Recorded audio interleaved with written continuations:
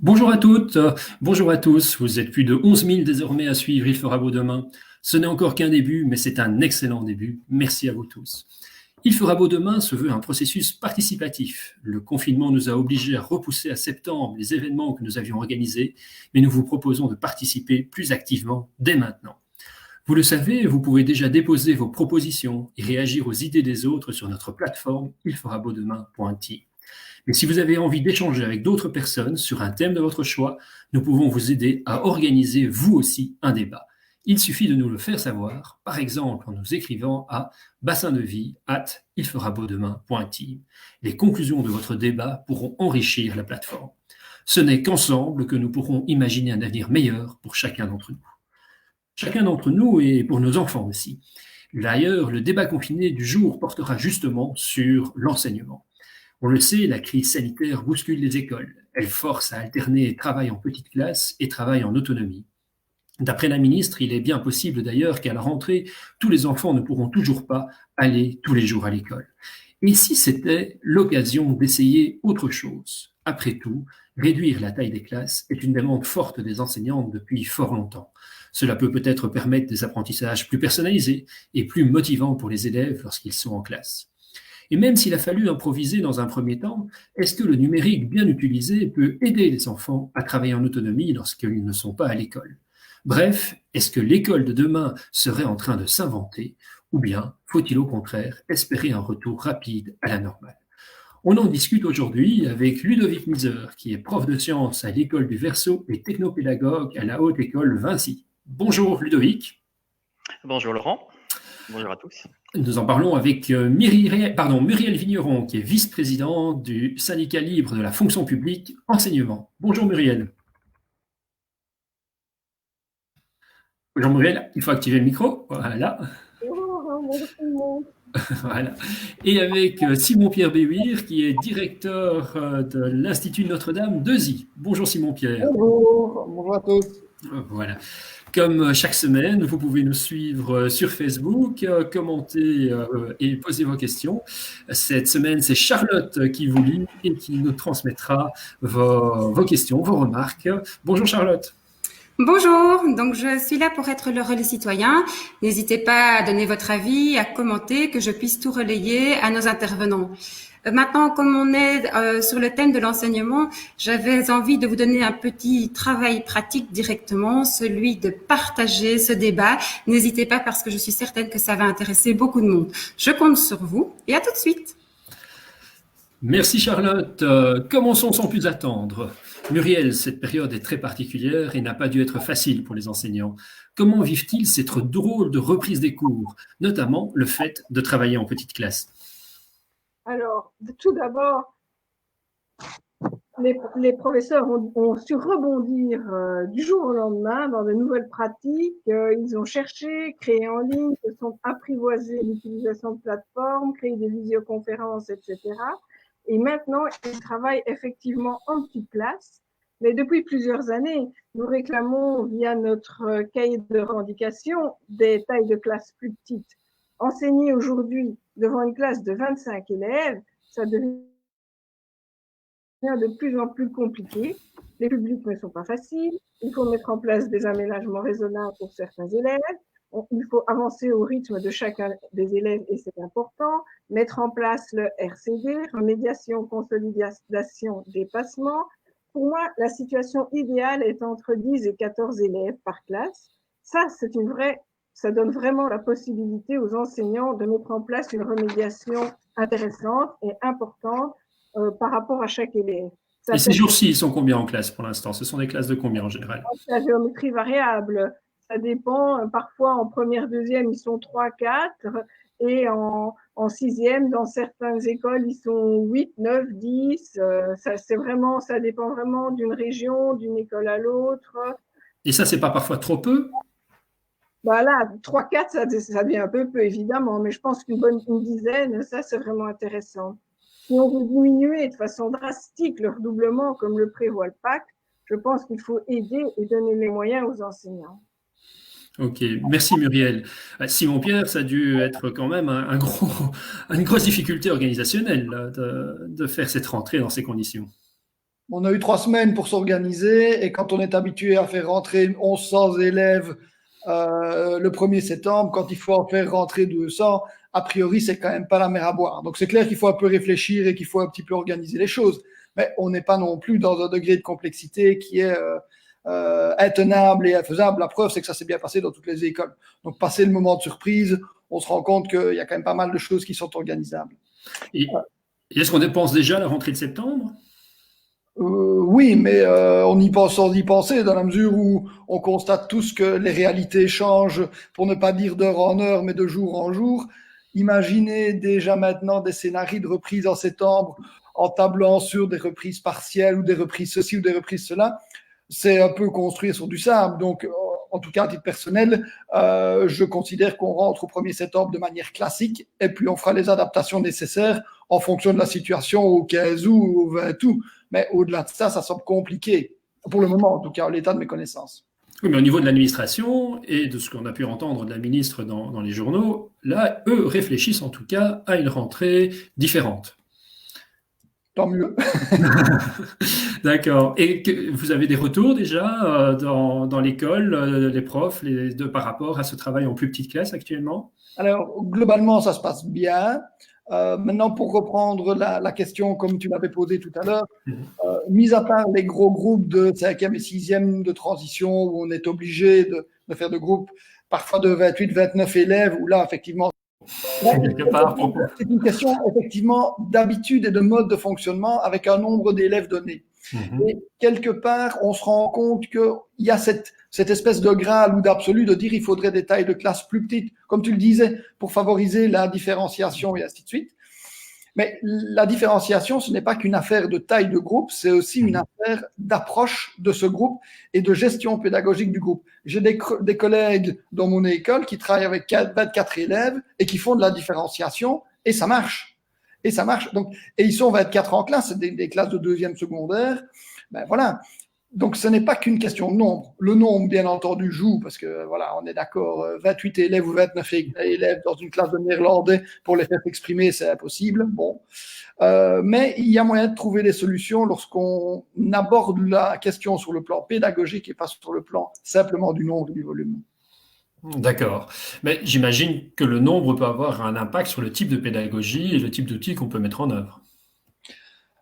Oui, ça, le nombre a un impact, mais je te dis, avec un groupe de taille normale de 23-24 élèves, il n'est pas impossible de faire de la pédagogie différenciée et de travailler en autonomisation de l'élève et en autonomie de l'élève. C'est tout à fait faisable, mais ça demande effectivement de sortir un peu du cadre conceptuel classique dans lequel nous avons tous baigné en tant qu'élèves et que nous avons tendance à reproduire en tant que professeurs. Ça demande de sortir de nos habitudes, d'envisager notre boulot autrement, mais ça peut marcher, ça peut exister. Okay. Ludovic, toi, tu travailles à la fois dans le secondaire et dans l'enseignement supérieur, donc tu es prof de sciences, mais tu es donc également technopédagogue, et donc tu réfléchis aux dispositifs, notamment numériques, en appui des dispositifs pédagogiques. Et pour toi, la taille des classes, c'est un enjeu pour réussir la différenciation, ou c'est essentiellement une question d'approche?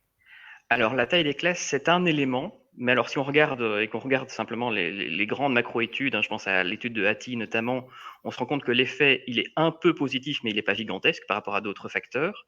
Mais surtout, en fait, je ne suis pas sûr que la taille des classes tout le temps soit vraiment le levier. Il y a des moments où ça peut être très intéressant d'avoir des très, très grands groupes.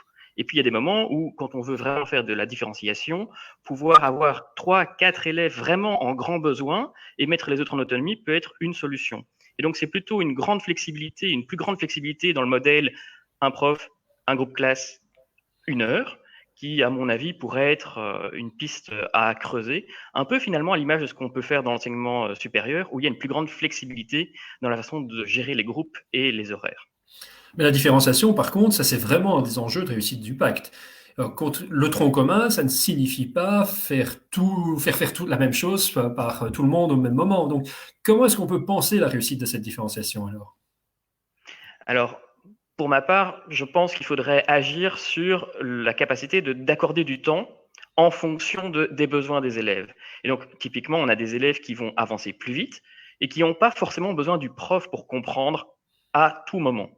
et de pouvoir du coup gérer, splitter un peu, organiser son dispositif d'enseignement autrement que simplement en étant devant, au tableau, à noter, à expliquer et y gratte. Donc, essayer de mettre en œuvre finalement toute une série de dispositifs pédagogiques. On a une énorme palette pédagogique possible dans les interventions des enseignants et d'oser finalement créer des choses où, effectivement, pour certains moments, tous les élèves ne sont pas directement sous le contrôle direct de l'enseignant.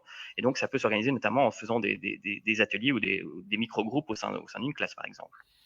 Et donc ça, la question que l'on vit actuellement, avec à la fois du travail pour l'instant à l'école en petite classe et du travail en autonomie, je veux dire forcé, puisque les élèves ne peuvent pas être à l'école, impose finalement ce changement d'approche.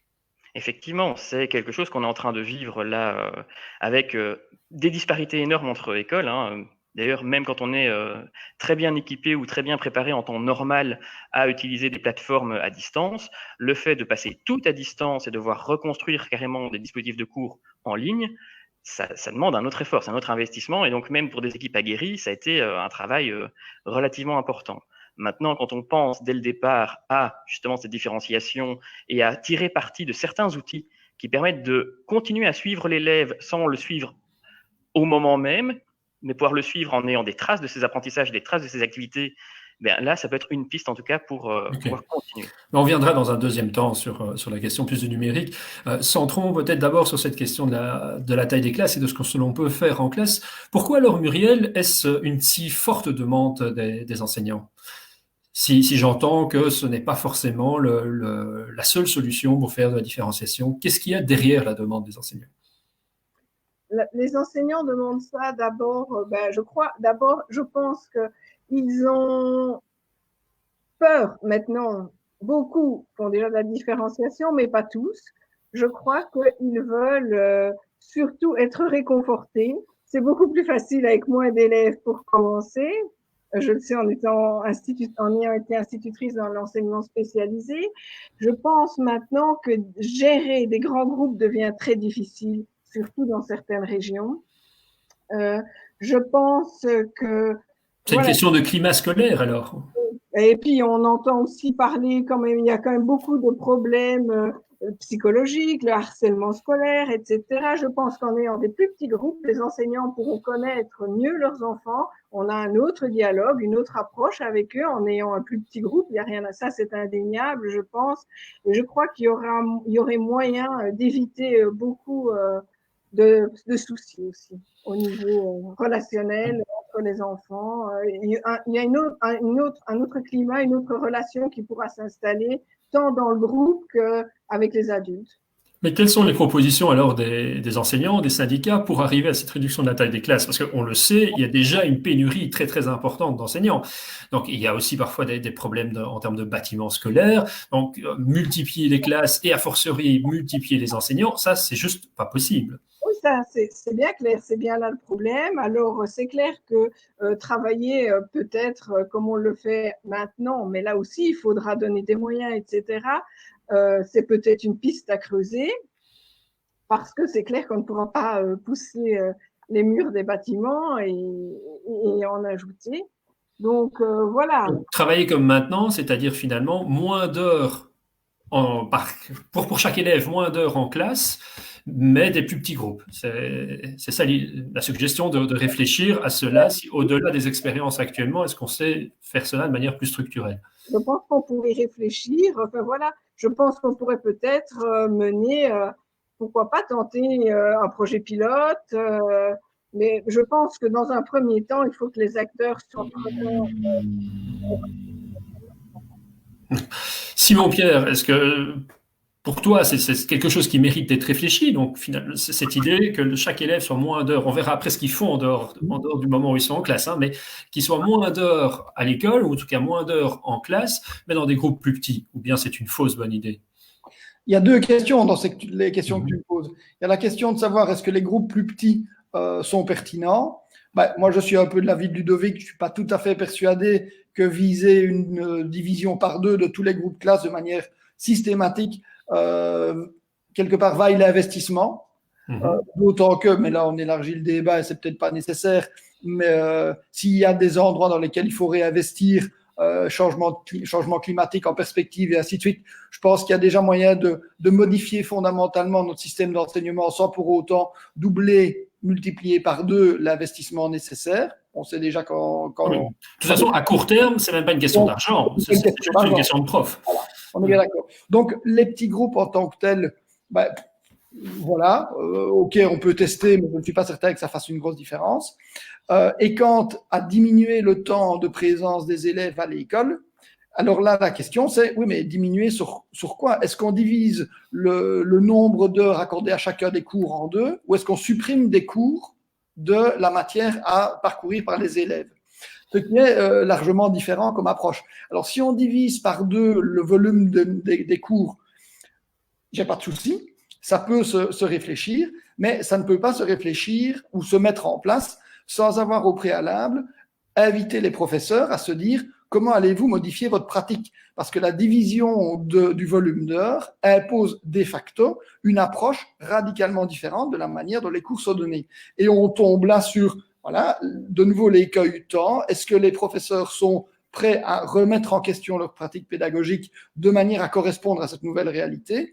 Oui, non, rapidement, pas rapidement. Est-ce qu'on a les moyens pour le faire ou pas les moyens pour le faire? Mais là, de nouveau, on parle de pédagogie et d'approche pédagogique, de comment fait-on bien passer un message pour faire réussir les élèves au final. Mais dans l'absolu, ce serait une belle idée, hein, ce serait une belle idée. Et je vois, moi, dans mon école, que les classes qui sont déjà plus portées sur un travail sur l'autonomie des élèves, alors qu'ils étaient 32 heures par semaine à l'école, ouais, pour ces classes-là, le transfert du travail scolaire vers le domicile est beaucoup plus simple parce que l'habitude est prise en école. Donc, ils travaillaient de manière autonome, mais pas chez eux, ils travaillaient de manière autonome à l'école. Oui, tout à fait. Et donc, dès le moment où, si les murs changent, mais c'est pas grave, le type de travail, le réflexe est acquis et alors est transposable sans problème. Mais donc, pour bien comprendre, sur 4 heures d'un cours, ils avaient par exemple 2 heures où ils avaient des tâches, ils étaient en travail autonome, et 2 heures où ils étaient davantage plus pris par l'enseignant, et tout le groupe, ou bien l'enseignant prenait certains élèves et... Non, il y a plusieurs formules, mais j'ai des collègues qui travaillent sur 4 heures de cours, qui donnent une demi-heure de théorie, et puis qui font travailler les élèves à leur rythme, chacun, avec des référentiels que les élèves peuvent aller chercher, des exercices et des correctifs que les élèves peuvent aller chercher eux-mêmes. Et pendant 3h30, les élèves sont en autonomie. Mais bon, voilà, ça dépend des projets qui sont mis sur pied par les professeurs. Oui, donc c'est vraiment une volonté pédagogique des enseignants. Mais je vais venir chez Ludovic. Mais d'abord, je vois que Charlotte apparaît, peut-être justement pour voir, peut-être des enseignants d'ailleurs nous suivent peut-être, et quel est leur avis, ou des parents, quel est leur avis sur cette question de taille des classes et de différenciation. Oui, justement, c'est pour ça que j'ai voulu intervenir, parce qu'il y a Arnaud, qui est professeur de mathématiques, qui nous dit que lui, il donne 2 heures de cours par semaine à des élèves de 5e et de 6e en qualifiant, et que justement, avec 28 élèves par classe, c'est juste impossible, et c'est plus du gardiennage. Et lui, il dit qu'on voit vraiment la différence entre une classe de 10 élèves et une classe de 28. Donc, remettre tout sur le professeur et l'apprentissage, c'est parfois un peu limité. D'accord. Oui. Ah non, vas-y, continue. Oui, sinon, il y avait aussi Jean-Pascal qui, lui, par rapport au temps libéré, dit pour les enfants, forcément, dit qu'il faut s'adapter aux enfants et pas aux horaires des parents.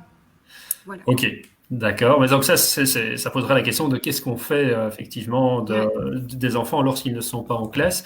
On pourra y revenir un peu plus tard dans le débat. Mais finalement, Ludovic, puisque tu es prof, tu as été interpellé par Simon Pierre. Alors tu n'es peut-être pas représentatif vu ta position, mais toi, ce changement de posture, en fait, tu le pratiques déjà.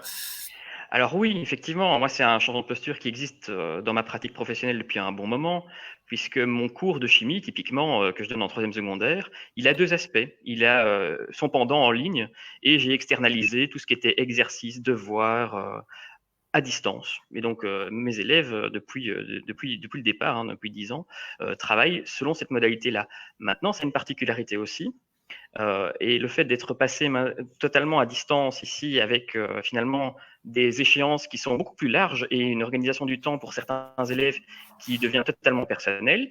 Moi, j'ai repéré des profils un peu particuliers d'élèves qui étaient pas spécialement brillants dans mes cours ou qui, en classe, ne travaillaient pas forcément, qui tout d'un coup se sont mis, parce qu'ils ont maintenant le contrôle complet sur ce qu'ils font, à faire des résultats tout à fait dingues et à subitement révéler une autre facette de leur personnalité qui n'aurait peut-être pas été accessible via la modalité classique de présence en classe. Et c'est une question de respect de leur rythme d'apprentissage? Qu'est-ce qui fait cette différence? Alors moi, j'ai l'impression effectivement que c'est une question de pouvoir respecter davantage le rythme d'apprentissage et puis surtout leur horaire favorable de travail, je vais appeler ça comme ça. En particulier quand on travaille avec des ados, on sait que si on a cours le matin à 8h30, ils sont peut-être pas tous au maximum de leur capacité et qu'on va avoir des pics comme ça dans la journée où il y a des créneaux plus favorables et qui sont même pas en fait généralisables à l'ensemble d'une classe puisque c'est finalement quelque chose de très individuel. Donc est-ce que ce facteur temps où ils peuvent décider quand ils travaillent est un élément qui motive? Est-ce que le fait de pouvoir avancer plus vite, parce que le contenu est mis 2 ou 3 semaines à l'avance, est un autre élément qui permet finalement de motiver certains qui auraient besoin d'être plus fortement nourris? Ce sont des éléments en tout cas qui m'interrogent. Mais dans ta pratique, pour bien comprendre, si tu dis que tu as externalisé toute une série de choses, ils ont moins d'heures en classe avec toi ou alors c'est un surcroît de travail pour eux? Alors en fait, j'ai remplacé le format classique des travaux à domicile, puisque en troisième secondaire, il y en a, et je les ai calibrés autrement. Donc, au lieu de leur donner des gros travaux à faire tous les 3 cours, eh bien, ils ont un exercice ou 2 exercices à aller me faire en ligne pour la semaine suivante, avec un créneau où c'est vraiment calibré sur 10-15 minutes maximum et pas plus. Mais ils n'ont pas une réduction de leur heure de cours en classe. Heure de cours en tant que telle. Et pourquoi finalement? Parce que s'ils travaillent plus en dehors, est-ce que tu pourrais pas, justement, pour avoir une taille de classe plus courte, dire que ils viennent 3 heures sur les 4 et on réduit la taille de la classe comme ça? Ce serait intéressant ou ce serait ça serait très intéressant puisqu'il y a déjà toute une partie de cours que j'externalisais entre guillemets, où ils étaient en classe avec des tablettes. Et donc je ne donnais pas cours, je venais coacher, je venais aider. Mais ils faisaient leurs exercices en ligne en classe alors? Et ils pouvaient aussi faire de l'exercice en ligne en classe. Donc ça faisait pas plus de travail à la maison. Non. D'accord. Ce genre de choses, c'est exceptionnel, Muriel, ou bien ça commence, c'est quelque chose où il y a de plus en plus d'enseignants qui sont preneurs, et quand on parle de changement de posture, pour répondre à Simon-Pierre, c'est quelque chose qui apparaît de l'ordre du possible pour les enseignants, ou bien ça leur fait peur? Je pense, encore une fois, c'est la géométrie variable. Il y en a qui ont trouvé ça super chouette, super intéressant, qui ont fait plein de découvertes, qui se sont investis, je vais dire, parfois jour et nuit parce qu'ils ont été suivre des tutos sur Internet, des formations, etc. Mais il y en a qui sont très, très réfractaires au numérique.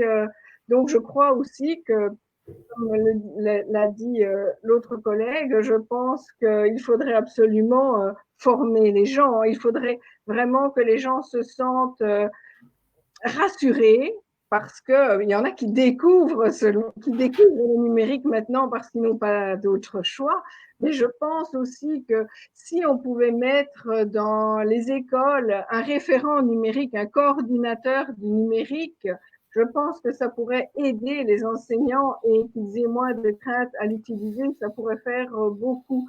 Par rapport au non présentiel et au travail, soit à domicile, soit accompagné à l'école, hors présence du prof, je veux dire. Ça, je pense effectivement que ça plaît beaucoup aux enfants et surtout aux ados qui peuvent évidemment être un peu plus libres dans leurs apprentissages. Mais non, encore une fois, il faut que ce soit cadré. Il faut savoir, à domicile, on sait tous, ils ne sont pas tous équipés. Donc là aussi, c'est un problème. Quand on a les petits frères et les petites sœurs qui jouent autour, c'est pas toujours facile non plus. Donc voilà, je pense que mettre tout ça, il va falloir du temps. Il va falloir du temps pour l'équipement, la formation des enseignants, que les enseignants s'approprient tout ça, qu'ils soient preneurs des projets. Et je pense qu'il ne faut pas mettre la charrue avant les bœufs. Mais là, on a glissé sur le numérique. Il y avait d'abord cette idée de changement de posture. Est-ce que ça implique nécessairement le numérique? Est-ce que cette approche différente qui était suggérée par Simon-Pierre, elle ne peut pas déjà être mise en avant indépendamment du numérique? Muriel, et puis tu es chez Simon-Pierre. Oui, bien sûr, mais il faudra, je pense, prévoir aussi d'autres moments, alors des activités. Qu'est-ce qu'on fait? Est-ce qu'ils travaillent avec un éducateur? Est-ce qu'ils travaillent autre part chez eux? Bon, voilà, sans le numérique même. Hein. Simon-Pierre, d'abord, dans la pratique chez vous, il n'y a pas forcément le numérique. Non, mais non, c'est ça que je voulais dire. Donc, on est bien clair qu'une classe de 28, pour répondre à l'internaute qui nous suit, c'est clair qu'une classe de 28, en plus, un groupe de 2 classes mélangées, il est clair que ça, c'est vraiment compliqué. Et voilà, il y en a dans toutes les écoles, il y en a dans la mienne, je le fais le moins possible, mais de temps en temps, on est contraint à le faire. Et ça, c'est vrai que c'est vraiment un exercice d'équilibriste, pour ne pas dire d'acrobate, de gérer au mieux ce genre de cas-là. Donc ça, c'est évident et il ne faut pas nier la difficulté que certains rencontrent au quotidien. Alors pour répondre à la question, l'autonomisation des élèves et la mise en autonomie ne repose pas forcément sur le numérique. Certains peuvent utiliser l'outil numérique comme un outil pertinent pour l'autonomisation et la différenciation. Mais il y a moyen de faire travailler les élèves en autonomie et de différencier les apprentissages sans pour autant s'appuyer sur l'outil numérique, qui en soi est un outil qui est parfois trompeur. Alors on verra ce que l'intervenant que tu vas inviter tout à l'heure dira, mais de ma petite expérience de professeur depuis quelques années maintenant, enfin je ne suis plus professeur, mais je me suis rendu compte quand même qu'au début de ma carrière, je préparais des cours, tout se passait bien. Internet et les ordinateurs se sont au fil du temps imposés et je me suis rendu compte que le temps de travail nécessaire pour préparer un chapitre de cours était exponentiel parce qu'on passe un temps fou à soigner la qualité et le rendu, c'est pas péjoratif comme je le dis, mais le rendu esthétique, et que ce n'est pas pour autant que la démarche est pédagogiquement plus rentable pour l'élève, plus efficace. Mais par contre, nous, en tant que prof, ça nous a pris le double du temps, quoi. Et donc, il faut faire attention aussi au numérique, qui peut parfois donner l'apparence que, oui, c'est sympa, ça va être efficace, mais qu'au final, ça n'y est pas. Et donc, il y a pas mal de recherches là au Canada qui sont faites sur ce qu'est l'enseignement efficace, quelles sont les pratiques d'enseignement efficaces pour faire réussir les élèves, parce qu'au final, c'est ça qu'on doit avoir en tête chacun, comment faire réussir l'élève, même si ça va à l'encontre de ce qu'on imagine positif et pertinent pour nous en tant qu'être humain, en tant que professeur, mais comment faire pour réussir l'élève? Donc, il y a probablement des solutions à aller chercher. Alors, voilà, il faudra les adapter, mais il y a des démarches à effectuer vers là. Muriel, tu voulais rebondir, et puis je viens chez Ludovic, oui. Oui, ben voilà, je voulais dire, effectivement, il n'y a pas que le numérique. C'est un outil important maintenant. Je pense qu'il faut vraiment familiariser les enfants le plus possible avec ça. Mais voilà, je pense encore une fois faire travailler des enfants en groupe, certains dans des fichiers. Je pense que ça fait peur aux gens lorsqu'ils ont des grands groupes. Je pense que les enseignants sont plus à l'aise de faire ça avec des petits groupes qu'avec des grands groupes. Ils ont peur lorsqu'ils s'occupent d'un groupe que les autres chahutent, ne travaillent pas, etc. Il y a toujours cette envie de contrôle et c'est vrai que c'est pas toujours évident quand on a un groupe de 25, qu'on travaille avec 4-5, que les autres travaillent en autonomie, c'est pas facile. Non, il n'y a pas que le numérique, nous dit Ludovic, nous disent les autres, donc je t'interpelle toi Ludovic, pardon, mais toi tu penses que le numérique est quand même un élément essentiel, ou en tout cas un outil important pour réussir cette différenciation? Alors, le numérique, c'est un moyen. Alors, ce qu'on met derrière le moyen, en général, quand on est enseignant, c'est la pédagogie. Et donc, c'est vraiment comment je vais matérialiser, concrétiser des approches pédagogiques. Et on a déjà hors numérique, parce que voilà, moi, avec mon autre casquette, j'ai l'occasion aussi de faire des visites de stage dans plusieurs écoles et de suivre des étudiants en formation, notamment un cycle primaire. Et je vois des modalités qui n'utilisent absolument pas le numérique, qui sont des ceintures de compétences, des fichiers de travail, des groupes de besoins qui sont parfois mis en autonomie sous forme d'ateliers. Et donc, il y a plein de possibilités pédagogiques qui existent déjà. Et d'ailleurs, en général, quand on utilise un média qui est le numérique, ce n'est jamais qu'un ressort pédagogique bien ancien qui est utilisé pour, après ça, développer et être utilisé via le numérique. Ok. Mais on voit quand même le numérique pose au moins une difficulté, c'est la question de l'équipement. Et donc, effectivement, donc Simon Pierre y a fait allusion et nous allons avoir un invité dès que Charlotte va pouvoir nous le présenter, qui travaille spécifiquement sur des projets pilotes qui visent à équiper les élèves. Donc, on va voir si on peut résoudre cette difficulté-là. Mais par ailleurs, il y a effectivement ce manque de connaissances peut-être, ou ce manque d'outils développés. Est-ce qu'aujourd'hui, un enseignant qui voudrait utiliser fort le numérique saurait vers quel outil pédagogique se tourner, ou bien est-ce qu'il se retrouve face à une jungle d'outils où rien n'est tout à fait adapté à l'enseignement de la communauté française? Alors, c'est souvent une jungle, et c'est une jungle, j'allais presque dire, c'est une forêt vierge, parce qu'on y trouve beaucoup de choses, et qui sont proposées souvent ou présentées comme étant des solutions miraculeuses. Avec l'outil Intel, on est sûr, ça marchera d'office. On le sait bien hein, quand on est enseignant qu'il n'y a pas de méthode miracle, qu'il n'y a pas d'outil génial qui fonctionne. Mais par contre, effectivement, en formation initiale ou même en formation continuée, on n'aide pas toujours l'enseignant à avoir les clés de lecture, les grilles d'analyse qui permettent de choisir correctement l'outil numérique. Et donc ça, c'est une des difficultés. Ce sont des choses qui sont en train de se mettre en place, notamment dans les différentes formations initiales, hein, où on a des modules et des activités d'apprentissage qui outillent justement les enseignants, les futurs enseignants, à discerner, trouver des outils et pouvoir les analyser. C'est un gros enjeu parce qu'effectivement, sinon on peut se perdre dans la multitude d'outils qui ne sont pas toujours pertinents et en lien parfois avec les programmes. Hein. On a des choses qui sont parfois des aberrations complètes avec des erreurs matières qu'on donne aux élèves.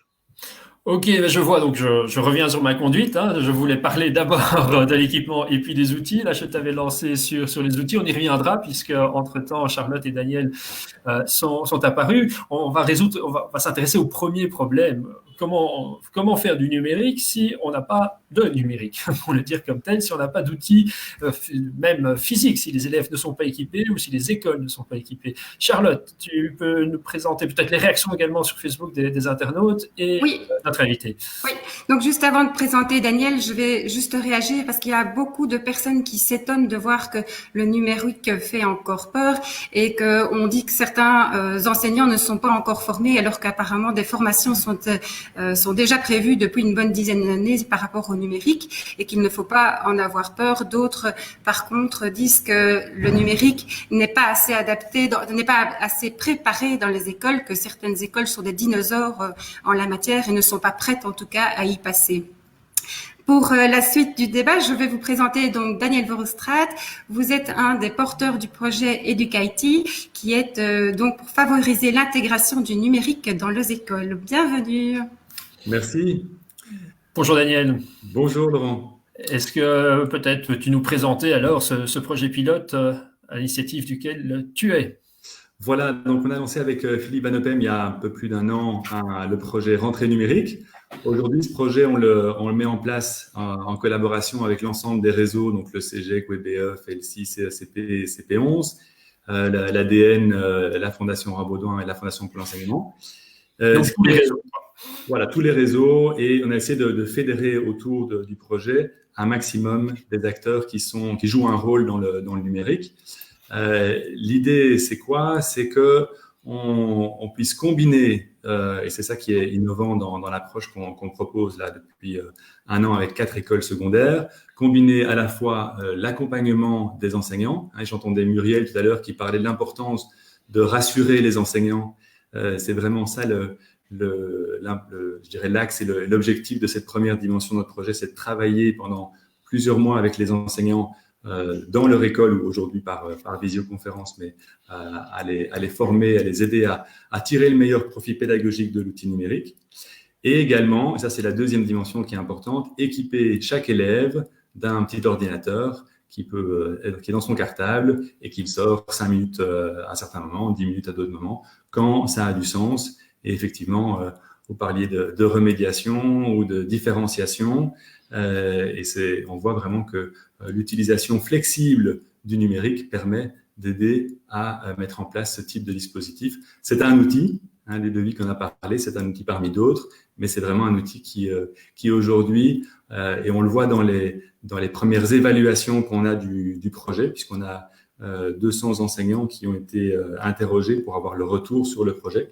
80% d'entre eux nous disent que effectivement l'utilisation de cet ordinateur, le dispositif de formation qu'on met en place, les a aidés à enrichir leurs cours et à être pédagogiquement plus efficaces. Donc, il y a une chose qui est frappante dans le projet, c'est qu'on change un peu la logique qui a été celle qui a été suivie jusqu'ici, c'est qu'on équipe les élèves et on n'équipe pas les écoles, parce que notamment on se souvient de Cyberclass, on se souvient des projets écoles numériques portés notamment par Jean-Claude Marcourt à la région wallonne. C'était la volonté d'équiper les écoles et pas les personnes. Donc c'était des classes où il y avait des outils numériques. Donc ça, c'est vraiment une approche totalement différente. Oui, mais en fait, on a constaté qu'il y avait 3 modèles dans l'utilisation du numérique aujourd'hui, globalement au niveau mondial, si on regarde les choses dans leur ensemble.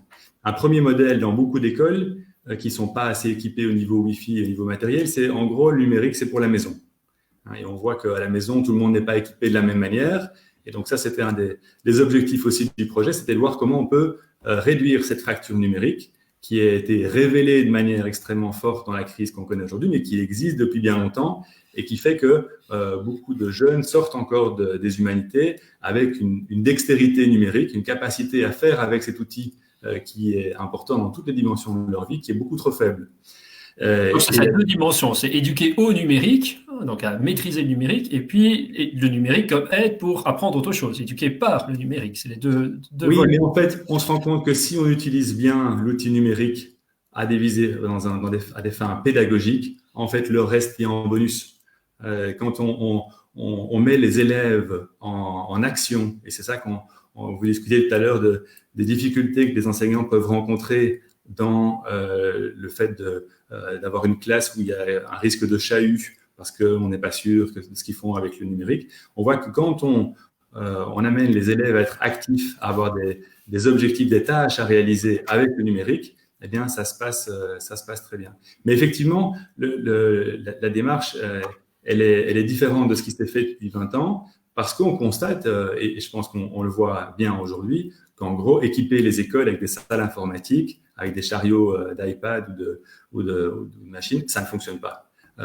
C'est quelque chose qui est déjà évident dans beaucoup de pays, plus au nord de l'Europe et au Canada, mais ça ne fonctionne pas parce que ce n'est pas assez flexible. Et donc, pédagogiquement, c'est trop restrictif pour l'enseignant qui pourrait avoir intérêt pédagogiquement à faire un petit quiz de 5 minutes au début de son cours, à vérifier à la fin par des exercices qui seraient faits individuellement par les élèves, quels sont les élèves qui ont plus de difficultés, ou les rendre plus créatifs dans leur démarche.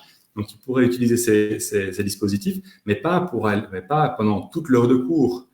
Et donc, quelque part, en rendant un peu rigide l'utilisation du numérique parce qu'on amène sa classe à la salle informatique, on rend en fait cette utilisation pédagogique du numérique beaucoup plus compliquée. Et la conclusion qu'on retire, et on a rencontré beaucoup d'écoles aujourd'hui avec lesquelles on a parlé de cette question, et toutes nous disent qu'on constate en pratique dans les écoles où il y a des salles informatiques que 2-3 enseignants les utilisent très bien, et puis que la grande majorité des enseignants les utilisent très peu ou pas du tout, avec comme conséquence que les élèves, finalement, quand ils arrivent à la fin de leur cursus à 18 ans, ont l'occasion d'utiliser encore très peu ces outils. Et donc, à moins d'avoir à la maison des parents et des moyens pour être équipés, n'ont pas forcément non plus développé les compétences de dextérité numérique qu'on souhaiterait qu'ils aient pour la suite de leur parcours. Simon-Pierre, sur cette alternative entre équiper les écoles et équiper les élèves, comment te positionnerais-tu? Par exemple, ton école, elle est relativement équipée sur le plan numérique? Pas du tout? C'est pas une priorité? On a un équipement qui est, je pense, correct. C'est-à-dire que pour répondre aux détails qui étaient précisés tout à l'heure, donc on a du Wi-Fi partout, il y a des projecteurs numériques dans beaucoup de classes, mais le fait d'équiper l'élève, plutôt, n'est en soi qu'une manière détournée d'équiper les écoles, quelque part. Donc, je suis d'accord avec monsieur pour dire que des classes numériques, souvent, à part pour les cours de dactylo et des cours d'informatique, souvent les classes numériques, c'est pas efficace autant que ça pourrait l'être. Mais par contre, si on imaginait que dans chaque local de classe, on pouvait avoir sans exagérer, 4 ou 5 iPads pour rendre de l'autonomie dans l'apprentissage aux profs et aux élèves. Ben là, on équipe les écoles sans forcément donner du matériel informatique ou prêter du matériel informatique aux élèves, mais en donnant de la souplesse dans l'utilisation. Alors, à titre perso, ce qu'on fait nous dans mon école, on a des classes numériques sur roulettes. Donc, on a des petits chariots à roulettes avec 10 ou 12 portables pas très chers. Et ces classes sur roulettes, ben, elles peuvent être déplacées dans telle ou telle classe. Et ça correspond à un type d'utilisation. Parce que en même temps, massivement investir dans de l'équipement numérique, tout en sachant que derrière, il y a encore X%, c'est difficile à quantifier, c'est pas le même d'une école à l'autre, donc il ne faut pas caricaturer, mais X% des professeurs qui ne vont pas utiliser le matériel, connaissant le degré d'obsolescence de ce type de matériel, c'est ridicule aussi, parce qu'alors on jette l'argent par les fenêtres. Donc il y a un équilibre à trouver entre la souplesse nécessaire, et le projet de monsieur est intéressant de ce point de vue-là, et tout en ne jetant pas l'argent par les fenêtres. Mais oui, sortir du concept une classe numérique pour mettre du numérique dans les classes, ça me semble effectivement important, tout en étant que il faut que le numérique soit utilisé là où il est pertinent. C'est-à-dire quoi? C'est-à-dire que avoir du numérique dans les classes pour pouvoir répondre à une question d'élève qui tombe de nulle part et dire je vais regarder sur Internet, comme ça tu as ta réponse tout de suite, c'est du fond numérique. On peut dire aussi à l'élève et ses formateurs, mais écoute, mon grand, pas de souci, la question est bonne, tu auras la réponse demain. Mais par contre, le numérique pour aider un apprentissage, même un peu imprévu, là, ok, très bien. Mais de nouveau, là derrière, c'est comment le prof a-t-il conçu son cours pédagogiquement. Ok. On va revenir sur le pédagogique, mais là, je voudrais continuer d'abord sur la question de l'équipement. Sorry pour les allers-retours. Ludovic, toi, par exemple, par rapport à ces deux manières d'équiper l'élève, équiper les écoles, et pas forcément dans des classes spécifiques, mais plutôt de manière plus souple, hein, donc le chariot d'iPad, si je puis reprendre l'image de Simon Pierre, qu'est-ce qui te paraît être l'approche la plus pertinente? Parce qu'il faut choisir, me semble-t-il. Alors, il faut choisir et puis ça dépend vraiment les besoins et les usages. Je vais dire que j'ai pas de réponse toute faite en fonction du type de pédagogie qu'une école veut mettre en place. Typiquement, je suis dans une école où on a un peu de tout et j'ai des élèves qui sont super bien équipés. Avec finalement un usage quand je me rends compte. C'est une école assez privilégiée, hein, voilà, disons-le comme ils sont. Hein. Voilà, on ne peut pas prendre ça comme une école. Avec un public qui a effectivement les possibilités. Ici, typiquement, pour des usages restreints du type télévoting, faire un mini-quiz, etc., c'est leurs appareils personnels. Typiquement, moi, c'est des ados, ils ont tous un smartphone à peu de choses près. Mais ça, on ne peut pas partir de ce principe-là. Mais on ne peut pas partir de ce principe-là. Mais donc, du coup, c'est un espèce de mixte qu'il faudrait, à mon avis, prévoir. Parce que la difficulté qu'on a, effectivement, c'est que pour l'instant, vu les modèles d'équipement des écoles, le numérique est quelque chose d'exceptionnel, qui doit se prévoir à l'avance et qui ne s'intègre pas naturellement en classe. Et c'est du coup toute la difficulté, c'est qu'effectivement, à un moment donné, un prof, sur son heure de cours, il va avoir peut-être l'heure où la salle informatique est disponible ou l'heure où le chariot est disponible, avec la difficulté du coup de ne pas pouvoir l'intégrer au moment où il en a vraiment besoin. Et par rapport à ce qu'on disait tout à l'heure sur la question des petites classes, il n'y a qu'une seule des deux options qui permet le travail aussi à la maison. Donc, si c'est intégrer le numérique dans la classe, effectivement, les deux options. Mais si on veut utiliser le numérique hors classe pour permettre d'avoir des petites classes, là, par contre, il faut privilégier l'approche par élève, si je comprends bien. Il faut effectivement privilégier l'approche one-one, hein, un appareil pour un élève, comme il y a un bloc de feuilles par élève et une calculatrice par élève aussi. Si on veut que ça devienne vraiment un outil au service d'un apprentissage, ça doit pouvoir devenir un outil mobilisable, donc que les élèves possèdent. Ok. Je vais arriver chez Muriel, mais Charlotte est réapparue. Oui, je me permets d'intervenir parce que j'ai une interrogation de Christophe qui me semble assez intéressante, car il se demande par rapport justement au coût du numérique, par rapport aux élèves, comment gérer les inégalités, comment gérer ce coût, évidemment, pour les familles. La restriction du choix de l'environnement numérique, forcément, puisque Google est obligatoire si vous avez Google Chrome. Et alors, que deviennent les préparations des professeurs faites sur le Google Drive? Ok, ça sont de très bonnes questions pour Daniel. Ouais. On va arriver chez Daniel, mais je voudrais passer d'abord chez Muriel pour avoir justement son sentiment par rapport à ces deux approches. Quelle est, aux yeux de Muriel, la priorité entre équiper les écoles et équiper les élèves, avec toutes les questions qui viennent d'être soulevées? Mais moi, je rejoins tant Simon-Pierre que Ludovic, je pense que la classe numérique, c'est une situation artificielle, difficile. Il n'y en a qu'une dans les écoles en général. Dans les grosses écoles, effectivement, elles sont souvent accaparées par les mêmes profs, donc c'est pas facile de l'obtenir parfois. Et je pense qu'il est vraiment capital que les élèves soient équipés pour pouvoir justement avoir recours à cet outil, comme tous les autres outils. Je pense qu'à l'heure actuelle, c'est vraiment indispensable. Et si on les équipe, eh bien, évidemment, ça va pas être facile au niveau organisation, parce qu'il y en a qui risquent de ne peut-être plus jamais revenir à l'école, mais ils puissent également rentrer pour faire leurs travaux à domicile avec cet outil-là aussi, comme ils rentrent, comme l'a dit Ludovic, avec leur calculatrice. Ok, donc l'ordinateur serait finalement, ou le portable serait la calculatrice du 21e siècle, Daniel. C'est un peu l'approche défendue. Mais il y avait une question importante soulevée par Charlotte, me semble-t-il. Oui, donc je pense que je suis tout à fait d'accord avec ce que disait Muriel à l'instant. Hein. C'est parfois difficile de comprendre pourquoi cet outil pédagogique devrait être traité différemment du manuel de mathématiques, de la latte ou du crayon que l'élève va ramener également à la maison. C'est le coût peut-être qui fait peur, justement. Alors, justement, ça c'est un point très très important. Mais d'abord, juste sur ce concept, c'est de dire si on peut arriver à ce que les coûts soient supportables pour les familles en collaboration et en intelligence avec les pouvoirs publics, et ça c'est vraiment le combat et l'approche qu'on a développé, eh bien, il n'y a pas de raison que ce matériel ne puisse pas être ramené à la maison par l'élève pour qu'il continue son travail, effectivement pour avoir plus de flexibilité au niveau des dispositifs pédagogiques comme on avait parlé. Mais concrètement, dans le projet pilote, combien ça coûte à une famille?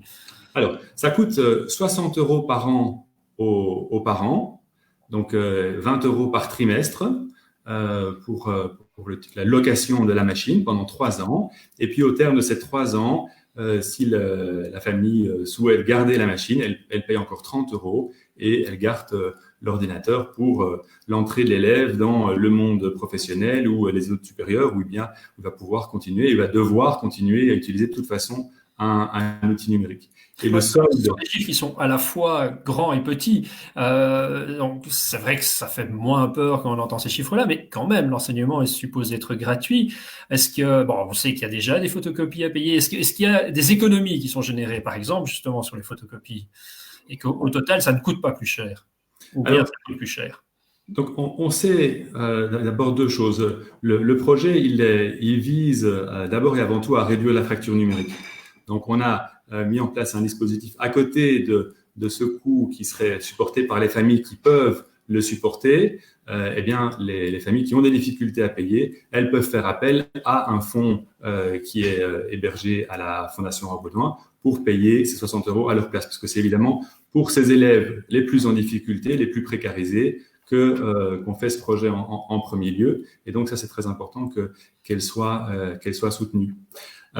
Pour les autres familles, on se rend compte effectivement, quand on discute avec nos amis flamands qui ont quelques années d'avance ou avec nos amis canadiens qui ont encore plus d'années d'avance, qu'effectivement, peut-être pas la première année, mais au fil du temps, on a des économies substantielles. Et ce qu'on entend de certaines écoles en Amérique du Nord, c'est que ces économies, à terme, elles sont plus importantes que les coûts de la machine elle-même. Et donc, finalement, en investissant dans ce média, on fait des économies en termes de photocopie, on fait des économies en termes de passage à des versions numériques des livres, on élimine certains éléments comme le tableau de Mendeleev et d'autres. Mais qu'est-ce qui se passe si on casse son ordinateur, si on le perd ou... Alors, tous les prix dont je vous parle là sont compris avec un plan de maintenance qui, sur les 3 ans, fait que s'il y a un problème avec l'ordinateur, ou même si l'ordinateur est oublié dans le cartable en dessous de la roue de la voiture du papa et que le papa roule dessus, eh bien, le prestataire qui a fourni le matériel s'engage pour maximum 60 € à fournir une machine réparée ou une nouvelle machine à l'élève. Donc, il y a une assurance. Voilà, c'est une assurance, c'est une mutualisation qui évite des mauvaises surprises pour les élèves parce que, encore une fois, on veut éviter que ce soit un point qui pose... Il n'y a pas d'abus? Non, parce qu'il y a en fait peut y avoir des mauvaises quand même, Pardon l'élève paye quand même ses 60 €. Et donc, en fait, on se rend compte maintenant qu'on a un peu plus d'expérience avec près de 600 élèves, qu'on a d'abord un très très peu de casses. On avait un ordinateur qui était cassé sur 600 machines juste avant le Covid, on a fait le dernier point. Et on a une machine qui a été perdue, volée, et qu'on a pu bloquer à distance immédiatement. Et donc, il y a un moyen de bloquer à distance. Simon-Pierre, tu voulais réagir? Une simple petite question. En fait, la question du prix n'est en soi, en tant que telle, pas complètement pertinente, dans la mesure où il manque un paramètre là-dedans. Le paramètre qui manque, c'est de se dire quelle est l'efficacité pour la réussite de l'élève de l'outil. Est-ce qu'on constate une amélioration notable des résultats scolaires? Je ne vais même pas parler de performance, mais dire est-ce que les élèves réussissent mieux? Ouais. Et si les élèves réussissent mieux avec l'investissement, je pense que les parents pourraient, et les écoles pourraient consentir un investissement avec cette perspective d'une réussite, puisque, comme je le disais tout à l'heure, le but, c'est de faire réussir les élèves. Maintenant, à l'inverse, si on constate des taux de réussite qui sont identiques à ceux d'avant le projet, alors là, les 60 €, ça devient compliqué à justifier, puisque y a rien. Alors, ça demande probablement un peu du temps, apprendre à domestiquer le matériel, l'utiliser à bon escient, autant pour les élèves que pour les professeurs. Mais voilà, si on sait que ça a du résultat, alors voilà, on peut expliquer beaucoup de choses. Ludovic. Oui, non, c'est un peu comme Simon-Pierre le met en évidence, mais si on veut que ça devienne vraiment un vrai outil, alors il faut envisager des choses un peu différemment, et ça va faire hurler des informaticiens ou des gestionnaires de parcs informatiques, mais c'est de pouvoir se dire que si on veut que ce soit un outil personnel utilisé en permanence par l'élève, il faut que ça puisse être adapté et choisi par l'élève aussi. Alors évidemment, il faut prévoir des solutions à bas coût et au moins à un minimum, mais c'est un peu comme son cahier ou sa calculatrice, il faut que l'élève puisse avoir le choix pour se l'approprier et que ça devienne vraiment un outil à son service à lui, et qu'à la limite, ce soit le dispositif qui soit pensé pour être suffisamment large, ouvert et flexible que pour pouvoir fonctionner partout. Muriel, par rapport à cette approche, notamment par rapport à cette question du coût, qui est quand même quelque chose qu'en général, les syndicats se tiennent à la gratuité de l'enseignement. Donc, je ne sais pas si... Oui, effectivement, on y tient, mais comme l'a dit Daniel, je pense que voilà, ça va reprendre d'autres coûts. On sait que le prêt du livre, etc., ça implique aussi un coût. Donc, ça va combler d'autres coûts qui ne seront plus nécessaires. Donc, voilà, je pense que là, il y aura s'il y a des aides possibles, notamment par la Fondation Roi-Baudouin qui suit toujours de très près tous ces projets. Et voilà, je pense. Okay. Donc ça, c'est rassurant plutôt. Et Charlotte avait soulevé une autre question, si j'ai bonne mémoire, c'est la question finalement du respect des données, du lien avec s'il y a une machine, c'est implicitement derrière la remarque de Ludovic, il y a une dépendance à un fournisseur, à un type de logiciel. Est-ce que c'est des critiques qui sont entendues ou ça ne fait pas peur? Parce qu'on sait que le respect des données, c'est quelque chose qui, en général, les gens sont très sensibles. Mais c'est une question fondamentale et je pense que la meilleure manière de s'assurer qu'il y ait respect de données personnelles, c'est d'éduquer les élèves à la gestion de leurs données personnelles. Aujourd'hui, l'école, à mon sens, est défaillante dans le fait qu'elle n'inclut pas, elle ne rend pas possible le fait d'éduquer nos jeunes à la gestion de leurs données personnelles parce qu'il n'y a pas le matériel dans leur d'apprendre à bien les gérer. Alors, après, il y a toutes sortes de familles de produits différentes qui ont chacune leurs avantages et leurs inconvénients. Moi, je pense qu'il ne faut pas tomber dans le complotisme ou voilà, se faire peur pour se faire peur. La réalité, c'est que nos jeunes ont des smartphones. C'était, je pense, Ludovic qui en parlait tout à l'heure, qui partagent énormément d'informations, parfois très personnelles, à travers les réseaux sociaux par ce média-là. Et aujourd'hui, on va pouvoir les aider à mieux comprendre l'impact et les restrictions qu'ils ont le droit avec le RGPD, avec tous les dispositifs qui sont en place de gérer au niveau de leurs données personnelles, eh bien, on peut réellement avancer. Aujourd'hui, on est coincé parce que finalement, ils ne sont pas forcément tous conscients de l'implication de ce qu'ils font avec ces machines. Ok, merci beaucoup Daniel. Ludovic, tu voulais réagir, mais je voudrais aussi reglisser, peut-être que tu peux faire la transition vers la question de qu'est-ce qu'on fait avec ces machines, hein. Donc la question non pas simplement d'être équipé, mais finalement des outils existants. Est-ce qu'il faut faire du développement spécifique de manuels en ligne pour que ce soit adapté au programme de la Fédération Wallonie-Bruxelles, aux nouveaux programmes qui vont être développés dans le cadre du pacte d'excellence, ou est-ce qu'on peut trouver aujourd'hui relativement facilement, si on est un enseignant, des outils pour justement mettre en place des dispositifs partiellement à la maison, partiellement à l'école. Et donc, ou est-ce qu'il a vraiment fallu improviser ces dernières semaines et qu'il faudra encore improviser maintenant? Alors, pour rebondir directement sur ce que Daniel mettait en évidence, effectivement, hein, je pense que pour l'instant, on est défaillant au niveau de l'éducation au numérique de nos jeunes. Et je pense que justement, le pacte et les nouveaux référentiels qui devraient sortir leurs effets bientôt vont donner une place justement déjà spécifiquement dans des cours dédiés, mais aussi de façon beaucoup plus transversale dans l'ensemble des disciplines, et que ça va pouvoir aider. Et qu'effectivement, en utilisant comme outil le numérique dans toute une série d'autres disciplines, par simple isomorphisme, il y a des apprentissages qui vont se faire, parce que les enfants vont le voir arriver. Ensuite, sur les usages et comment on trouve des ressources, eh bien, en fait, pour l'instant, des ressources sur Internet, c'est pas ce qui manque. Ce qui manque souvent à l'enseignant, c'est la boussole ou la carte pour les trouver. Alors, il y a deux éléments en fait. C'est d'une part, c'est trouver les ressources. Alors, on a des initiatives qui ont été prises par les pouvoirs publics. Il y a eClass, il y a toute une série d'ASBL qui offrent des catalogues de contenu. Il y a des éditeurs payants, il y a des éditeurs scolaires de manuels qui s'y sont mis également. Mais après, c'est comment est-ce qu'au départ de toutes ces petites ressources qui à un moment donné vont être trouvées, l'enseignant a un réceptacle pour pouvoir les organiser, les présenter à l'élève et en faire un tout cohérent. Et donc, il y a deux éléments. C'est d'une part, trouver les ressources et aider l'enseignant à trouver les ressources et à se poser les bonnes questions. Et puis, c'est comment je fais pour faire un tout cohérent avec ces multiples petits grains que j'ai été identifiés partout. Mais ça, c'est compliqué. Et ça, c'est compliqué et ça demande effectivement des plateformes particulières qui permettent d'agréger ces contenus, de pouvoir suivre aussi les élèves, puisque ça, c'est l'intérêt, c'est de pouvoir aussi voir ce qui se passe et pas juste donner le lien et dire allez faire l'exercice, mais d'aller voir ce qui s'est fait et quel est le type d'erreur, par exemple, que font les élèves. Ça n'existe pas du tout encore. Alors ça existe beaucoup dans l'enseignement supérieur. On a des Moodle, des Claroline et d'autres dispositifs. Il y a des équivalents aussi chez des éditeurs privés. Mais dans l'enseignement obligatoire, c'est quelque chose d'assez neuf. Alors, dans le secondaire, ça se multiplie comme les petits pains. Et je sais que d'année en année, les études montrent qu'il y a de plus en plus de plateformes d'environnement numérique qui se mettent en place. Mais par exemple, l'enseignement primaire et l'enseignement maternel sont encore des champs beaucoup plus désertés. Simon-Pierre, tu voulais réagir? Oui, la question n'est pas qu'est-ce qu'on fait avec les machines.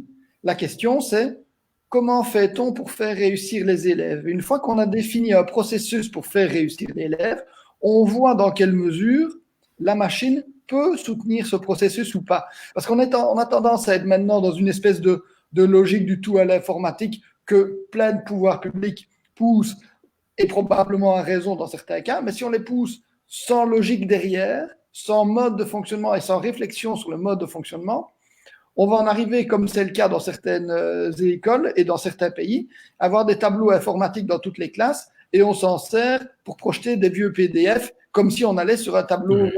Et ça, c'est complètement aberrant, c'est une gabegie claire de l'argent public, mais c'est parce qu'on a pris le problème dans le mauvais sens. D'abord, se dire comment doit-on faire pour faire réussir l'élève. Et peut-être qu'on se rendra compte que pour faire progresser les élèves et les faire réussir, l'outil informatique n'est pas à ce point inévitable que ce qu'on le croit et ce qu'on le suppose maintenant, ou qu'il l'est dans certaines sections, mais pas forcément dans toutes. Et que là, alors, on pourra investir peut-être un peu plus parce qu'il y aura un impact sur les élèves, sur certains élèves, pas forcément sur tous. Et alors, une deuxième chose, je suis assez sensible à l'isomorphisme, effectivement, parce que on n'enseigne pas ce qu'on sait, on enseigne ce qu'on est. Et les élèves, ils nous voient, ils nous copient, Bon, on est d'accord. Qu'est-ce que tu veux dire par isomorphisme? Je ne suis pas sûr que... Ce que Ludovic disait tout à l'heure, que de nous voir, nous, enseignants, travailler avec le numérique, ça va leur donner des modes de fonctionnement. Je pense que les élèves sont... Donc, c'est apprendre par l'exemple, en définitive. Apprendre par l'exemple, tout à fait. Les élèves sont tellement maintenant naturellement portés vers l'écran et l'outil informatique qu'on a, nous aussi en école, je pense, une responsabilité à leur montrer que ce n'est pas le seul chemin d'accès vers la connaissance, qu'il y a toute une série d'apprentissages qui peuvent se faire, et souvent de manière plus efficace, hors de l'écran et hors de la machine. Mais si nous-mêmes, nous allons vers la machine à tout craint, ben alors on scie la branche sur laquelle on s'assied. C'est important pour eux de voir que la source d'information n'est pas automatiquement Wikipédia et leur smartphone. Ça peut, mais parfois c'est trompeur. D'accord. Oui, ça, c'est important. Charlotte, y a-t-il d'autres réactions? Oui, je me permets de nouveau d'intervenir parce que Axel et plusieurs personnes réagissent dans le sens où le numérique est porteur d'outils pour la réussite et de meilleurs résultats, mais ce n'est pas que ça non plus. Il ne faut pas oublier que c'est une acquisition de compétences, que les nouveaux emplois du futur seront orientés vers le numérique et que c'est aussi un moyen d'élever nos élèves vers des métiers à venir. Et je pense que c'est intéressant de le faire revenir dans la discussion parce qu'on n'en parlait pas trop assez pour le moment. Oui, c'est vraiment les deux dimensions de l'éducation par le numérique et qui doit favoriser alors, c'est la question en tout cas de Simon Pierre, est-ce que ça va favoriser la réussite? Et puis l'éducation au numérique comme outil devenu aujourd'hui incontournable dans notre environnement. D'ailleurs, Muriel, je voyais que tu opinais de la tête quand Charlotte parlait. Ton micro, oui. Voilà. Nous sommes obligés, quand je dis sur les enseignants, je suis toujours encore dans cette posture-là. C'est très bien. Nous sommes obligés de former les citoyens du XXIe siècle et c'est indispensable, évidemment, d'utiliser le numérique. Le numérique va être incontournable et si on veut vraiment les former à se débrouiller et à obtenir des diplômes ou même au niveau technique, pratique, des jobs intéressants, le numérique est incontournable, même pour les métiers techniques, pratiques, etc. Maintenant, c'est vraiment indispensable. On va chez son garagiste, la première chose qu'il fait, il branche la voiture sur un PC, quoi. Donc voilà, avant c'était pas du tout ça. Mais partout, le numérique est partout maintenant. Donc mais tout à l'heure, pas cette fois-ci, mais Charlotte plutôt avait soulevé l'étonnement de certains internautes lorsqu'on disait que les enseignants n'étaient pas encore formés. Et comment est-ce possible? Tu confirmes, Muriel, qu'il y a un problème, un déficit de formation? C'est une question de génération? C'est une question de révision de la formation initiale? C'est une question de formation continue? Oui, je pense que c'est une question de génération. Nous n'avons pas été élevés là-dedans. Je suis un peu plus âgée que toi. Mais voilà, je pense qu'il y a des formations qui sont proposées, mais les gens qui sont réfractaires, est-ce qu'ils s'y inscrivent? Et parce que c'est sur base volontaire. Voilà. D'accord. Et je sais que beaucoup font des efforts, beaucoup ont cherché, etc. Mais comme le soulignait aussi Daniel tout à l'heure, ça fait vraiment peur. Il faut les rassurer. Ils doivent vraiment se sentir accompagnés. Et je pense que pour l'utiliser dans les écoles, ça se fait dans d'autres pays. Je reviens avec le référent numérique dans l'école, comme j'en parlais tout à l'heure, quelqu'un qui peuvent appeler dès qu'ils ont un problème, dès qu'il y a quelque chose qui se bloque ou que sais-je, pour pouvoir être dépanné, parce que je pense que beaucoup sont freinés à cause de ça. Oui, Daniel, sur cette dimension d'accompagnement de référent numérique, ça fait partie du projet pilote? Mais c'est le cœur du projet. C'est vraiment le cœur du projet. C'est pour nous la dimension principale. On parlait tout à l'heure de gabegie financière, de dépenses inutiles. Aujourd'hui, l'efficacité pédagogique du matériel et des centaines de millions qui ont été investis dans ce matériel numérique depuis 20 ans est limitée par du fait de l'absence d'un accompagnement qui soit à la hauteur de cet enjeu. Et donc, notre dispositif, il consiste à former les enseignants à une série d'outils au départ, mais après, c'est de travailler avec chaque enseignant en fonction de sa matière, en fonction de son style pédagogique, en fonction de son niveau de connaissance de départ, pour que réellement il puisse atteindre ses objectifs et que le numérique soit au service des apprentissages. Et on voit aujourd'hui, puisqu'on a les premiers résultats, on parlait de est-ce que ça aide les élèves à réussir, est-ce que le jeu en vaut la chandelle? On voit que une grande majorité des enseignants considèrent qu'effectivement les 60 € qui sont investis par les parents pédagogiquement sont valorisés de manière efficace, en valent réellement la peine, et que ça peut effectivement non seulement augmenter l'intérêt des élèves pour les études, mais également que ça développe des compétences qui sont essentielles pour le XXIe siècle. C'est pas moi qui devrais parler du décret mission de 1997 et de l'importance de donner à chaque jeune les mêmes opportunités de développement et de participation d'un point de vue social, économique, culturel à la société dans laquelle il va être appelé à évoluer. Pour nous, ça c'est vraiment le cœur du projet. En accompagnant les enseignants, on permet vraiment aux élèves de tirer le meilleur, effectivement, parce qu'ils vont voir les enseignants les mettre au défi dans une utilisation intelligente de ce numérique. On les met en mouvement pour acquérir les compétences qu'ils ont besoin pour la suite. Pour nous, c'est essentiel. Merci beaucoup. Ludovic, peut-être une toute dernière réflexion sur ce volet numérique.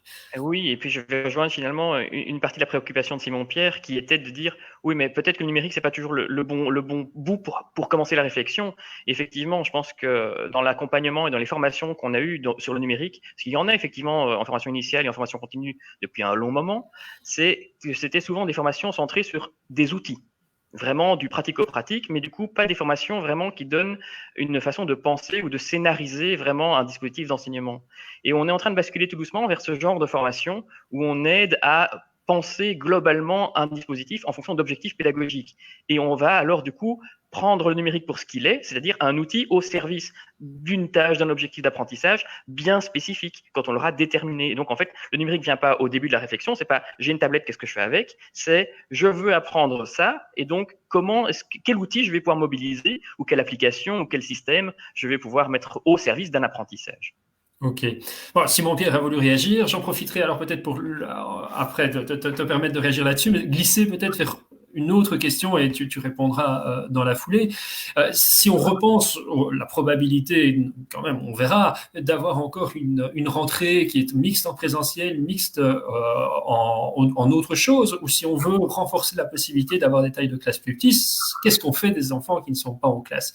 Et sur Facebook, il y a un post qui a déchaîné plus de 1000 partages d'un directeur d'une autre école et qui voulait remettre sur la table l'idée qu'il fallait faire des associations, des liens, des coopérations avec des ASBL, avec le monde du sport, etc., pour profiter de cette période un peu forcée, pour faire des essais d'entrée du parascolaire davantage dans le champ scolaire, de la multiplication d'activités culturelles et d'activités sportives qui prendraient en charge les élèves quand ils ne sont pas dans la classe au sens strict. Est-ce que c'est des partenariats qui sont possibles, qui sont une alternative? Je vais faire l'intervention que je voulais et en répondant oui, à ta question. Pas de problème. Sinon, je ne serais jamais arrivé à sortir du numérique. Voilà. Les deux se rejoignent dans la mesure où ce que l'on constate maintenant, c'est que on demande, et je pense qu'on soit d'accord ou pas, mais c'est un fait, on se trouve dans une situation où le mode de transmission de l'information devient caduque, transmission entre le professeur et l'élève. Et toute la manière, tout le savoir-faire qui a été accumulé depuis des décennies, depuis que l'enseignement est obligatoire, on n'est plus exactement là-dedans. Et donc, le professeur doit accepter l'idée qu'il doit changer de posture pour entrer en contact avec ses élèves. Et avoir une posture, peut-être, si on prend des analogies avec le sport, plutôt avoir une posture de coach qu'une posture de transmetteur point barre. Mais donc, c'est vraiment un changement radical qui doit se faire dans la tête de chacun d'entre nous, en tant que directeur, en tant que professeur, en tant qu'éducateur, en tant que tout le monde, de se dire qu'on doit changer notre manière d'aborder notre travail avec les élèves. Et dans ce changement de manière, eh bien, voir dans quelle mesure le numérique peut nous aider, voir dans quelle mesure une réduction peut-être de présentiel peut nous aider aussi. Et alors, pour répondre à ta question en direct, moi, j'ai aucun souci à imaginer des partenariats tels que ceux-là. Mais la question qui se cache derrière, c'est s'ils viennent moins et qu'on fait moins de quelque chose à l'école pour le remplacer par un partenariat, quel sera ce quelque chose qu'on fera moins? Parce que pour le moment, et on suit tous l'actualité, je suis directeur depuis 5 ans, J'ai l'impression que depuis 5 ans, on nous a demandé de faire de l'éducation, et c'est bien normal, à la vie affective et sexuelle. Et puis, on a dû faire de l'éducation à la citoyenneté et de l'éducation à la différence suite aux attentats qu'on a connus ici en Belgique. Et puis maintenant, on va devoir faire, et c'est normal aussi, de l'éducation numérique, tout en ne réduisant en rien la charge de travail et les programmes tels qu'ils sont conçus pour le moment. Et on voudrait faire tout ça avec 3 jours de moins. Je veux bien, mais je veux bien soutenir mes profs et les encourager. Je le fais au quotidien, mais à un moment donné, comme eux, je vais dire, il y a un principe de réalité. il faut qu'on centre nos apprentissages et notre travail sur ce qui est nécessaire, fondamental lors de l'apprentissage des élèves. Et on ne saura pas tout faire. C'est malheureux, mais on ne saura pas tout faire. Voilà. Mais ici, l'idée est en fait une idée qui était, d'ailleurs, Muriel, je crois, présente également dans le pacte d'excellence, qui finalement est une révision du rythme de la journée scolaire, et donc éventuellement avec des journées plus longues, mais pour permettre de mettre dans le cadre physique de l'école ou en lien avec le cadre physique de l'école des activités parascolaires, permettant l'accès à ces activités parascolaires, permettant également de réduire les besoins de mobilité des parents. Ouais, c'est une proposition qu'on pourrait imaginer sur certaines écoles sans nécessairement l'imposer à tout le monde. Ce qui est faisable peut-être dans un quartier urbain ne l'est pas forcément dans une zone rurale. Donc c'est quelque chose qui est encore sur la table aujourd'hui, qui est encore réfléchi, Muriel? Écoute, pour le moment, on n'en parle plus trop, mais je crois évidemment, le rythme scolaire, c'était vraiment un des points du pacte, même le changement du rythme annuel. Oui, les deux volets, oui. Voilà, nous avions fait un référendum vers nos affiliés au début des travaux du pacte, et les avis étaient très, très mitigés. Donc, lorsqu'une proposition sera à nouveau sur le tapis, nous retournerons vers nos affiliés parce que nous, on tient aussi vraiment au respect de la vie privée, de la proportion vie familiale, travail. Donc, voilà. Mais là, je pense, donc c'était un poste d'un directeur qui s'appelle Christophe Barbazon. L'idée n'était pas du tout de généraliser. Hein. L'idée était sur base volontaire, certaines écoles dont ce serait le projet spécifique, qui tenterait dans le cadre spécifique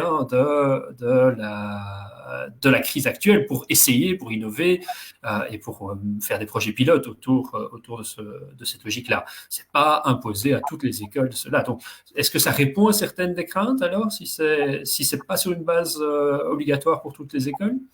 Pourquoi pas? Moi, je pense que tout projet est bon à essayer, mais encore une fois, comme je le disais, il faut que les gens soient preneurs, ou sinon. Bien sûr. Simon Pierre? C'est faire sortir les élèves de l'école et les mettre en contact d'une expérience culturelle, d'une expérience sportive, d'une expérience humaine, sociale. C'est toujours très bien. Donc, oui, si on a le temps, et je pense qu'on aura des collègues qui sont prêts, peut-être pas tous, mais il y a, je suis sûr, plein de collègues qui seraient prêts à accompagner ces élèves dans ces expériences d'apprentissage, au final. Hein. Mais tout ça, ça va demander un peu de souplesse et de tolérance dans le cadre administratif qui nous est imposé. Je dis gentiment parce que je pourrais dire carcan, mais ça va demander un peu de souplesse. Et si on est tous d'accord là-dessus, que ce soit les directions, les professeurs, les syndicats, et qu'on est tous en train de tirer à la même corde en se disant, on accepte de faire un peu plus de ceci, un peu moins de cela, alors il y a moyen de mener de très beaux projets et il y a moyen de mettre des projets super sur pied, vraiment. Normalement, la logique du pacte, c'est davantage d'autonomie en échange de ce pilotage par les objectifs. Oui, tout à fait. Sauf qu'on se rend compte qu'il y a quand même une force d'inertie relativement importante dans les établissements scolaires, plus ou moins consciente, plus ou moins voulue, et que cette force d'inertie-là, au-delà passer le stade de « oui, c'est une super idée, que fait-on pour y arriver concrètement ?» Oui, là, ça coince. Quand les gens se retrouvent confrontés à tout un tas de contraintes inévitables liées à ces nouveaux projets, alors là, c'est plus compliqué de franchir le pas. Et c'est cette souplesse-là, c'est ce changement de posture-là qu'il faudrait petit à petit essayer d'intégrer. Maintenant, c'est le boulot de gens comme nous, comme moi. La direction d'une école, c'est justement trouver cet équilibre, faire en sorte qu'on trouve l'équilibre dans une école où on a des gens qui osent, qui sont dynamiques, qui essayent machin, et qui ouvrent les portes pour les autres, et qui petit à petit, peut-être de manière imperceptible, mais vont faire avancer l'école vers un modèle un peu différent. Mais bon, le moment de réflexion dans l'élaboration des plans de pilotage, c'est là alors que ce genre de discussion au sein de l'école peut être développé pour savoir si c'est un projet que l'école s'approprie? C'est entre autres là que ça devrait être développé, mais comme disait Muriel tout à l'heure, il y a voilà, une limite, une force en même temps, hein, qui est que, comme Muriel le disait, il faut que ce soit souhaité par les collègues. Si c'est pas souhaité, c'est compliqué, ça ne marche pas. Sauf que dans le souhait qui émerge, il faut que le souhait soit un souhait novateur, motivant, parce que si le souhait qui émerge, c'est un souhait de stabilité, alors on n'avance pas. Donc, il y a de nouveau, c'est un équilibre très délicat à atteindre, à chercher, et puis on espère. Ça doit faire des discussions animées et passionnantes dans les écoles, mais pas toujours faciles à gérer. Ludovic, tu avais et puis un dernier mot, et puis je tourne la parole vers Charlotte juste après, mais je te laisse un mot là sur ce sujet. Oui, tout à fait. Ici, on a un élément quand même qui s'est imposé à nous, c'est la crise, qui a aussi permis de faire prendre conscience de certaines choses. On s'est rendu compte qu'il y avait toute une partie de techniques, de choses qu'on fait en classe habituellement en présentiel, qu'on peut externaliser et mettre autrement sur d'autres formes. Et puis, on se rend surtout compte aussi qu'on a absolument besoin, de vrais temps de qualité en présentiel. Et donc, ça permettrait aussi, et je pense que la crise ici permet de mettre en évidence, la nécessité parfois qu'on a aussi à avoir du temps en présence, mais alors pour vraiment faire des choses qui le nécessitent et pour lesquelles on a vraiment un temps de qualité et où on n'a pas simplement des élèves qui grattent pendant 50 minutes. Donc, je pense qu'ici, avec ce qu'on est en train de vivre, on se rend compte qu'on peut externaliser ou déléguer à d'autres supports ou en autonomie à l'élève des choses. Et puis, il y a des choses où on se rend compte qu'on a besoin vraiment d'être là. Et ça va peut-être de clarifier, de mettre en évidence certaines choses. Ok, merci beaucoup. Charlotte, avant que je donne une dernière fois la parole à chacun pour conclure, peut-être peux-tu nous dire le ressenti final de nos internautes après avoir suivi ces échanges? Oui, donc on a suivi 3 points qui sont différents et qui ont amené des discussions différentes forcément. Il y a la réduction des classes qui suscite pas mal d'interrogations parce que forcément, qui dit dédoubler des classes et plus de professeurs alors qu'on est à une certaine pénurie, comment les financer et comment arriver à tout gérer. Il y a le numérique, là on fait bien la différence entre l'éducation au numérique et l'éducation au numérique. Et par le numérique. Oui. Et par le numérique, pardon, justement. C'est justement l'occasion de ne pas se tromper. Et là, il faut vraiment faire attention. Et ça suscite aussi des questions parce que c'est comment faire, si c'est par l'école, si c'est par les élèves, le souci de l'argent, du coût et de la différenciation sociale, évidemment. Et enfin, donc on parle beaucoup du numérique, mais il y a toutes ces innovations qui sont à côté du numérique et qui permettraient d'avoir une école différente, plus sportive, culturelle, comme tu as fait souligner avec l'article paru. Et là, on n'a pas trop de réactions parce que ça vient seulement d'arriver. Mais donc, je propose à tous les personnes qui nous suivent de continuer le débat sur notre plateforme Il fera beau demain parce que ce sont des sujets qui sont vraiment très intéressants. Merci en tout cas. Merci Charlotte. Effectivement, ce sont des questions différentes, mais à un moment donné, elles pouvaient s'imbriquer. Et donc, j'ai envie de vous demander pour conclure, si jamais vous pouviez, vous, là, maintenant, décider, vous aviez le choix entre 2 possibilités pour le 1er septembre. Dans le premier cas, c'est un retour à la normale, simplement, on revient comme avant. Et dans l'autre, contraint ou forcé, ou bien nécessité vertu, vous choisissez, mais tous les élèves rentrent, mais grosso modo à mi-temps, et doit se mettre en place, par exemple avec un soutien numérique ou par des fichiers, mais doit se mettre en place un travail autonome en parallèle. Et donc c'est finalement ça qui rend possible la réduction de la taille des classes, c'est qu'à côté, il y a une partie de travail autonome à côté. Donc, et qu'on essayait cela pendant un trimestre. Qu'est-ce que vous choisiriez? Un trimestre d'innovation dans ce mixte présentiel et travail en autonomie ou le retour à la normale le plus vite possible? Voilà, si chacun pouvait répondre en termes pour conclure, je vous en remercierais. Je commence par Ludovic, puisque tu réclames la parole. Retour à la normale ou période d'innovation?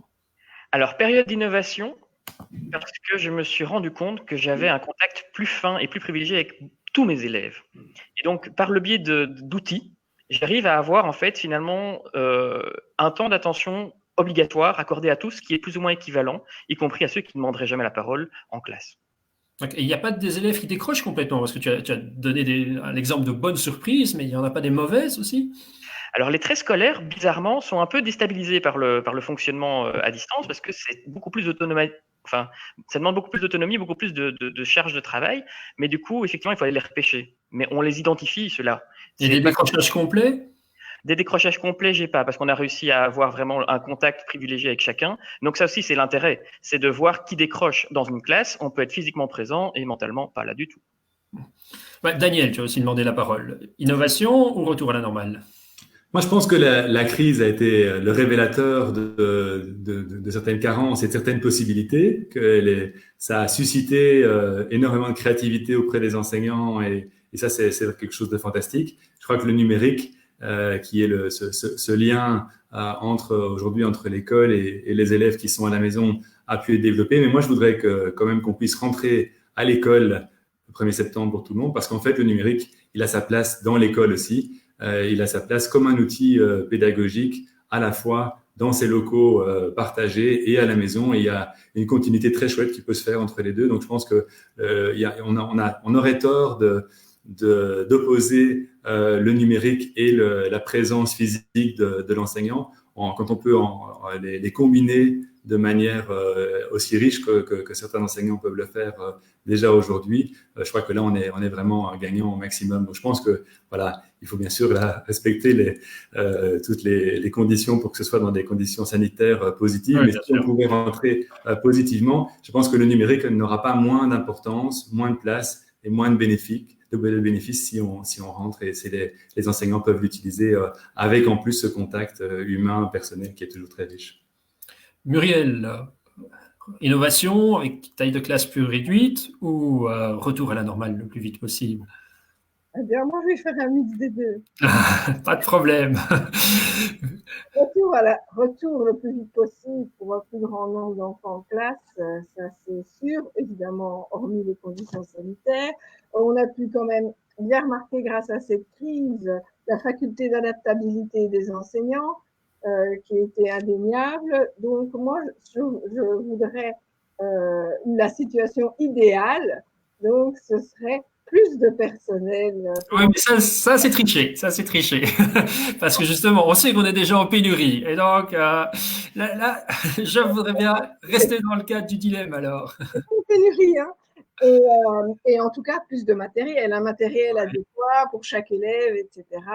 Et donc, pouvoir faire un switch des deux. Évidemment, on sait bien que la situation actuelle, laisser à mi-temps les enfants à la maison ou à ce moment-là, à l'étude, c'est pas possible non plus. Donc, voilà. Bon, allez, pas une vraie réponse. C'est pas grave. Simon-Pierre.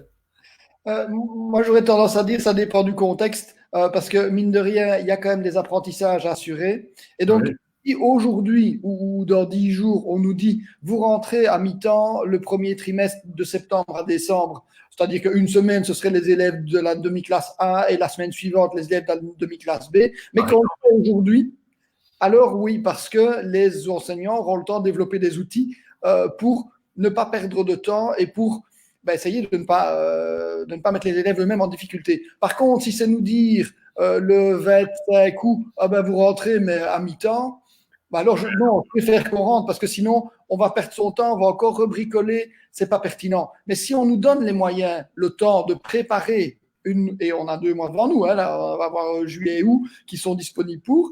Si on nous donne les moyens de préparer une rentrée et un premier trimestre pour l'expérimenter et peut-être pour créer des solutions pour l'avenir, alors oui, ce serait une belle opportunité, mais pas quand on est le nez sur le guidon, parce que sinon ça va être comme maintenant, avec des professeurs qui vont être créatifs et qui vont trouver plein de bonnes solutions, et puis d'autres qui seront un peu trop seuls pour réagir à la dernière minute et qui donc malheureusement ne produiront pas forcément quelque chose d'efficace pour les élèves.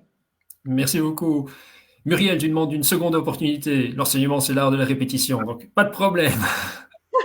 Non, mais je pense qu'il est grand temps de préparer dès maintenant plusieurs scénarios pour la rentrée, justement pour que les professeurs puissent s'adapter à la situation sanitaire qui sera effective à ce moment-là. Mais en tout cas, la question de la prévisibilité, de savoir vers où on va, c'est à la fois le plus difficile dans cette situation de crise, mais c'est aussi le plus nécessaire pour pouvoir effectivement s'orienter et construire. En tout cas, je voudrais vous remercier tous, remercier également tous ceux qui nous ont suivis, te remercier Charlotte en tout cas. Voilà. J'ai trouvé ce débat passionnant et j'ai eu beaucoup de plaisir à reparler enseignement pendant cette heure et demie. Voilà, je souhaite une bonne fin de journée à tout le monde et je donne rendez-vous à chacun la semaine prochaine pour un nouveau débat confiné. À bientôt. N'oubliez pas d'aller nourrir la plateforme sur ilferabodemain.team. À bientôt. À bientôt, merci.